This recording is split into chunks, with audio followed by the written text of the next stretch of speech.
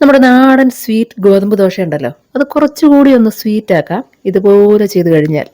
നമ്മൾ സാധാരണ ചെയ്യുന്നതിൽ നിന്ന് കുറച്ചുകൂടി എളുപ്പവുമാണ്, കുറച്ചുകൂടി ടേസ്റ്റിയുമാണ്. അപ്പോൾ അതിനായിട്ട് ഒരു പാത്രത്തിലേക്ക് 1 കപ്പ്, അതായത് 250 ml കപ്പിൽ 1 കപ്പ് അളവിൽ തേങ്ങ ചിരകിയതെടുത്ത് ഇട്ട് കൊടുക്കുക. ഒപ്പം തന്നെ 1/2 കപ്പ് ഗ്രേറ്റ് ചെയ്ത് വെച്ച ശർക്കര ഇട്ട് കൊടുക്കുക. ഒടുവിലായി ഏലക്ക ചതച്ചത് 1/2 ടീസ്പൂൺ അളവിൽ ചേർത്ത് കൊടുത്ത് നന്നായിട്ട് മിക്സ് ചെയ്ത് മാറ്റി വയ്ക്കാം. അപ്പോൾ അതൊന്ന് റെഡിയാക്കി വെച്ച് കഴിഞ്ഞാൽ ഇനി അടുത്തതായിട്ട് ഒരു മിക്സിംഗ് ബൗളിലേക്ക് 2 കപ്പ് ഗോതമ്പ് പൊടി ഇട്ട് കൊടുക്കുക. കൂടാതെ ഇതോടൊപ്പം തന്നെ 1/2 ടീസ്പൂൺ ഉപ്പും ആവശ്യത്തിന് വെള്ളവും കൂടി ഒഴിച്ച് നമുക്കിത് നന്നായിട്ടൊന്ന് കുഴച്ച് റെഡിയാക്കി എടുക്കാം കേട്ടോ. ഏതാണ്ട് ചപ്പാത്തി മാവിന് കുഴച്ചെടുക്കുന്നതിനേക്കാൾ കുറച്ചുകൂടി ഒന്ന് സോഫ്റ്റ് ആയിട്ട് വേണം നമുക്ക് ഇതിനായിട്ട് മാവ് കുഴച്ചെടുക്കാൻ. കാരണം ഇതിനായി മാവ് പരത്തുന്നത് നമ്മൾ സാധാരണ ചപ്പാത്തി മാവിന് മാവ് പരത്തുന്നത് പോലെ നൈസായിട്ടല്ല, ഒരല്പം കട്ടിയോടുകൂടി വേണം നമുക്കിത് പരത്തിയെടുക്കാൻ. അതുകൊണ്ട് എപ്പോഴും മാവ് കുറച്ചുകൂടി ഒന്ന് സോഫ്റ്റ് ആയിരിക്കുന്നതാവും നല്ലത്.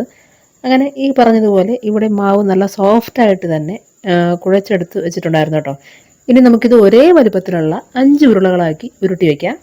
ശേഷം ഓരോ ഉരുളകളായി ഞാൻ നേരത്തെ പറഞ്ഞതുപോലെ ഒരല്പം കട്ടിയോടുകൂടി പരത്തിയെടുക്കുക.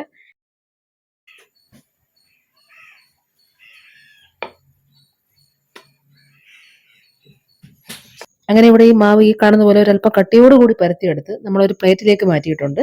ഇനി ഇതിന് നടുവിലായിട്ട് നമ്മൾ നേരത്തെ തയ്യാറാക്കി വെച്ച ഫില്ലിങ് വെച്ച് കൊടുത്തിട്ട് ഇതുപോലെ നമുക്കതൊന്ന് മടക്കിയെടുക്കാം. ലെയറായി ഇതുപോലെ ഒന്ന് ചുരുട്ടിയെടുത്തിട്ട് നടുവിൽ തന്നെ ചുരുട്ടി പറ്റിച്ച് വെച്ച് കഴിഞ്ഞാൽ നമുക്കിനി ഒരിക്കൽ കൂടി ഒന്ന് ഇതൊന്ന് പരത്തിയെടുക്കേണ്ടതായിട്ടുണ്ട് കേട്ടോ. പരത്തിയെടുക്കുമ്പോൾ ശ്രദ്ധിക്കേണ്ട കാര്യം, ആ ലെയർ വന്നിട്ടുള്ള ഭാഗം ഉണ്ടല്ലോ, അത് മുകൾ വശത്ത് വരത്തക്ക രീതിയിൽ വെച്ച് കൊടുത്തിട്ട്, അതായത് ഈ കാണുന്നത് പോലെ വെച്ച് കൊടുത്തിട്ട് വേണം നമുക്കിത് പരത്തിയെടുക്കാൻ. തിരിച്ചു വെച്ചാണ് പരത്തുന്നതെങ്കിൽ ഉറപ്പായിട്ടും പരന്നു വരുന്നതിനനുസരിച്ച് മാവ് പൊട്ടി ഫില്ലിങ് പുറത്തു വരാനുള്ള സാധ്യതയുണ്ട്. അതുകൊണ്ട് ഈ ഒരു വശം നോക്കി തന്നെ പരത്താൻ ശ്രദ്ധിക്കണം.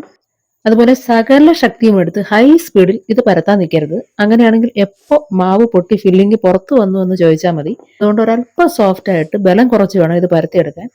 അങ്ങനെ ഇതൊന്ന് പരത്തി റെഡിയാക്കി വെച്ച് കഴിഞ്ഞാൽ ഇനി ഒരു തവ അടുപ്പത്തേക്ക് വെച്ചിട്ട് അതിലേക്ക് നല്ലതുപോലെ വെളിച്ചെണ്ണ ബ്രഷ് ചെയ്ത് കൊടുക്കുക. ശേഷം ഇതിലേക്ക് നമുക്ക് നേരത്തെ തയ്യാറാക്കി വെച്ച സ്വീറ്റ് ഗോതമ്പ് ദോശ ഉണ്ടല്ലോ, അത് വെച്ച് കൊടുത്തിട്ട് കുറച്ച് ഓയിൽ കൂടി ബ്രഷ് ചെയ്ത് കൊടുക്കാം.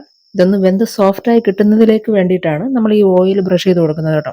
അങ്ങനെ ഈ ഗോതമ്പ് ദോശയുടെ ഒരു വശം മൂത്ത് തന്നു കഴിഞ്ഞാൽ പിന്നെ നമുക്കിത് തിരിച്ചിട്ട് മറുവശം കൂടി ഒന്ന് മൂപ്പിക്കാം. പിന്നെ ഒരു കാര്യം ശ്രദ്ധിക്കേണ്ടത്, ഈ ഗോതമ്പ് ദോശ തവയിലേക്ക് ഇട്ട് കൊടുത്തു കഴിഞ്ഞാൽ ആദ്യ അവസാനം വരെ തീ മീഡിയം ഫ്ലെയിമിൽ തന്നെ ആയിരിക്കണം. അപ്പൊ ഇത്രയുള്ള വളരെ സിമ്പിളായിട്ട് തയ്യാറാക്കി എടുക്കാവുന്ന നമ്മുടെ നാടൻ പലഹാരത്തിന്റെ ഒരു വെറൈറ്റി വേർഷനാണ്. എല്ലാവരും ട്രൈ ചെയ്ത് നോക്കുക. മറ്റൊരു വീഡിയോയുമായി വീണ്ടും കാണാം. നന്ദി, നമസ്കാരം.